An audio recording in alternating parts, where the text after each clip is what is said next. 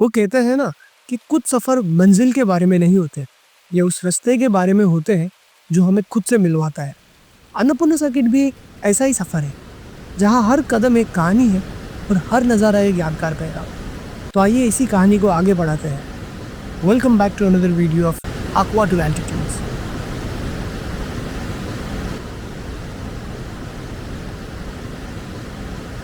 सुबह के उजाले के साथ हमारी जर्नी का नया पार्ट शुरू होने को था, लेकिन कहते हैं ना, हर कहानी में एक ट्विस्ट होना बहुत ज़रूरी है। और हमारे लिए वो ट्विस्ट था जब हमारी छोटी सी गाड़ी ब्रेक डाउन होने की वजह से वापस भेजनी पड़ी और साथ ही साथ हमारे कुछ दोस्तों को भी वापस जाना पड़ा और हमारी जर्नी का एक हिस्सा यही रुक गया।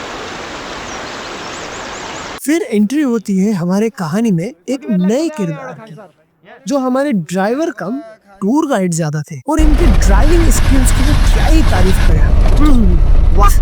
कुछ नए दोस्तों के साथ हमारा सफर आगे बढ़ रहा था। धीरे धीरे लैंडस्केप बदलने शुरू हो गए थे।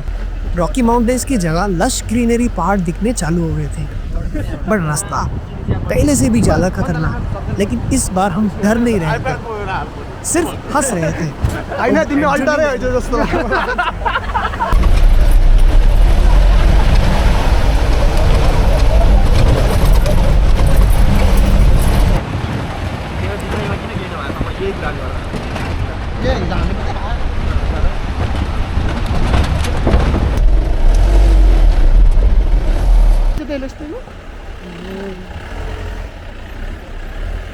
जब सफर ने कुछ दूरी तय की तब पहली बार बर्फ से ढके पहाड़ दिखने लगे। उस पल लगा कि बस यार, the trip has finally started.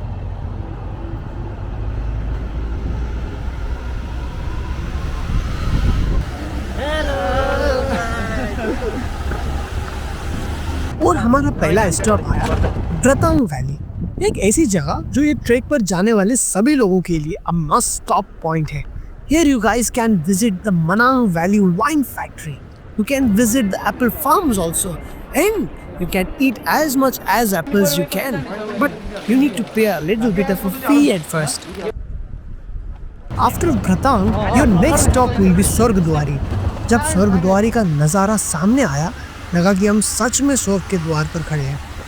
पत्थर और पहाड़ों से घिरा ये लैंडस्केप बिल्कुल अपने नाम के जैसा ही लगता था।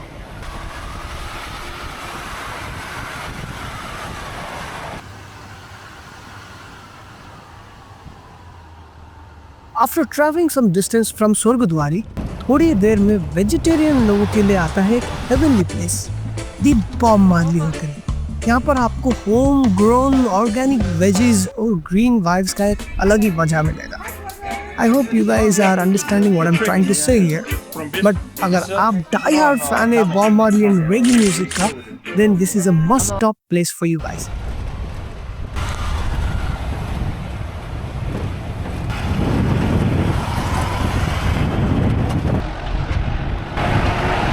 After Bob Marley Hotel, in an hour we reached Khangsar. Basically, Khangsar is the end point for all kind of transportation services.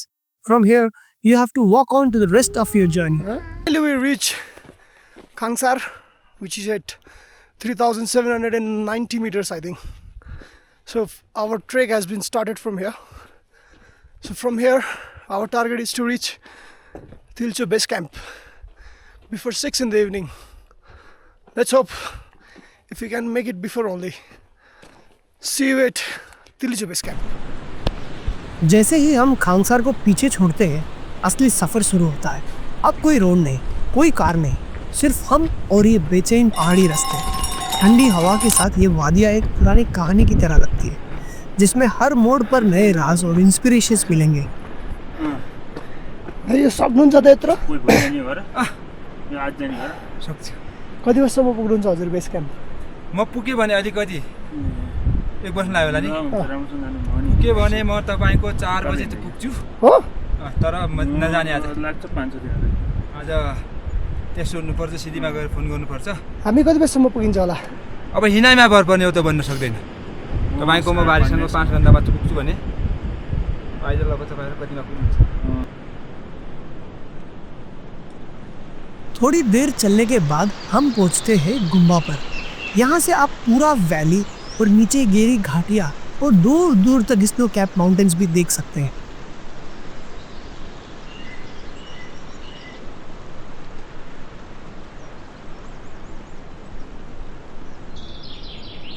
Shortly after Gumma, हम पहुंचते श्रीखरका।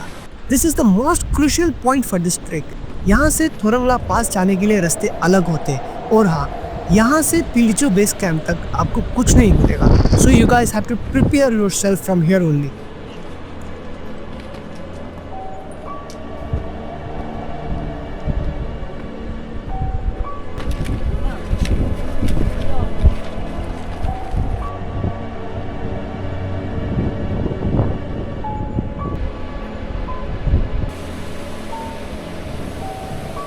श्रीखरका से तिलिचो बेस कैंप का सफर सिर्फ एक रास्ता नहीं था, बल्कि एक ऐसा अनुभव था जो समय के पार ले जाता है। लैंडस्लाइड एरियाज, वो पत्थरों से भरा रास्ता जो मुश्किल लगता था, मुझे डरा नहीं रहे थे। उसके बजाय मेरा मन वो दृश्यों में खो गया था।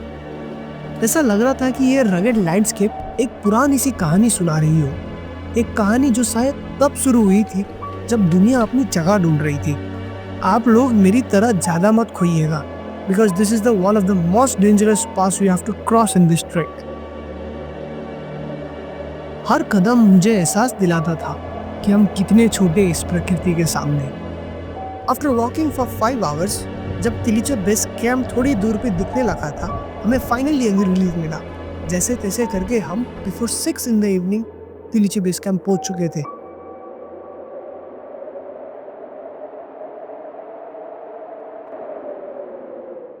तिलिचो बेस कैंप में रात भर आराम करने के बाद नेक्स्ट मॉर्निंग हमने हमारा ट्रेक शुरू कर दिया था। From here it takes around 4 hours to reach Tilicho lake, और यहाँ से सिर्फ चढ़ाई है तिलिचो के लिए। एल्टीट्यूड बढ़ रहा था, ठंडी हवा भी चल रही थी और टेम्परेचर 0 से भी नीचे आ चुका था। हर कदम के साथ धड़कनें तेज होती जा रही थी। हाई एल्टीट्यूड का असर धीरे धीरे बॉडी पे दिखना शुरू हो रहा था, पर जैसे ही सूरज की पहली किरण सामने आई तो एक अनोखा एहसास हुआ, जैसे एक गर्मी मेरे अंदर से उभर रही हो। जब आप तिलिचो लेक की ओर पहुंचने लगते हैं, ऐसा लगेगा कि आपकी सारी मेहनत वर्थ इट थी।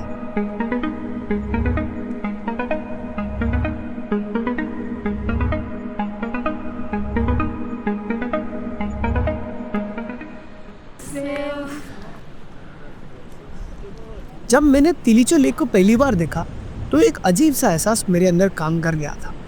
कुछ लोगों के लिए शायद एक बस झील हो, लेकिन मेरे लिए एक जीत थी, जैसे अपने जीवन का एक बहुत बड़ा लक्ष्य प्राप्त कर लिया हो मैंने। ये बस एक झील नहीं थी, ये एक क्रिएशन की एक तस्वीर थी, एक खूबसूरत शांति भरी तस्वीर जो दिखाती है कि हम अपनी किस्मत को भी जीत सकते हैं। थोड़ी देर तिलिचो का व्यू एंजॉय करने के बाद हमने तिलिचो को बाय बाय किया। ये ट्रैक सिर्फ एक ट्रैक नहीं थी, एक सीख थी कि अगर दिल से चाहो, जुनून हो और डेडिकेशन हो तो दुनिया का कोई भी मंजिल दूर नहीं है। हर कदम, हर सांस हमें ये सिखा रहा था कि लिमिट सिर्फ मन के अंदर होती है, पर अगर हौसला हो तो उन्हें भी पार किया जा सकता है। तिलिचो एक यादों का हिस्सा बन गया था, पर जो जज्बा इसने दिया वो हमेशा जिंदगी भर साथ रहेगा।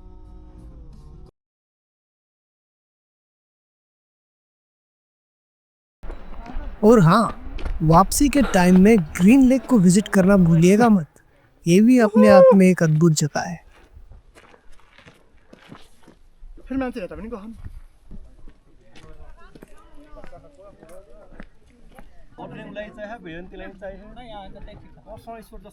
खबर है और गौते जाओ जाओ